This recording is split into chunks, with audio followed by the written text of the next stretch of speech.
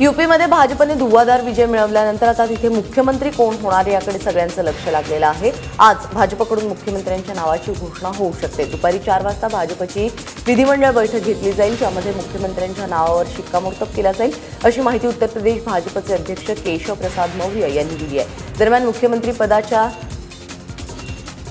संभाव्य नावामध्ये सध्या देशाचे रेल्वे राज्यमंत्री मनोज सिन्हा यांचं नावही आघाडीवर आहे। सूत्रांच्या माहितीनुसार भाजपच्या अनेक मंत्र्यांसह राष्ट्रीय स्वयंसेवक संघानं सिन्हा यांच्या नावाला पसंती दर्शवली आहे।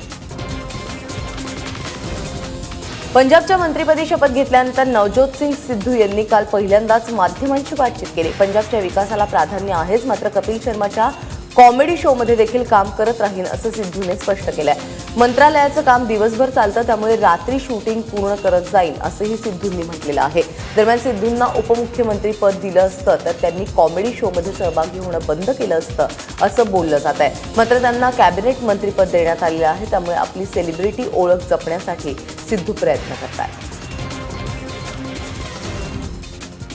पड़ेगी सर, और मैं फिर आपको बोल रहा हूं, यदि मैं टीवी करता हूं तो यहां से शाम को 3 बजे जाऊंगा, 5 बजे वहां पहुंचूंगा, सारी रात शूटिंग करूंगा, 3 बजे की सवेरे फ्लाइट पकड़ूंगा, 5 बजे यहां आऊंगा, जब कोई उठा भी नहीं होगा 7 बजे यहां आऊंगा।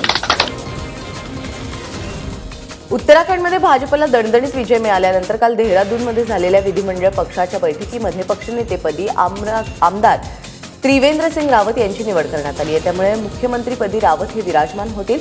आज दुपारी 3च्या सुमारास ते मुख्यमंत्रीपदाची शपथ घेतील। या शपथ सोहळ्याला भाजपचे अध्यक्ष अमित शहा आणि जे.पी. नड्डा उपस्थित राहणार आहेत। रावत हे संघाचे प्रचारक आहेत, तर ते अमित शहा यांचे निकटवर्तीय देखील मानले जातात। उत्तर प्रदेशमध्ये मुख्यमंत्री कोण होणार याचा पेच अजूनही सुटलेला नाही।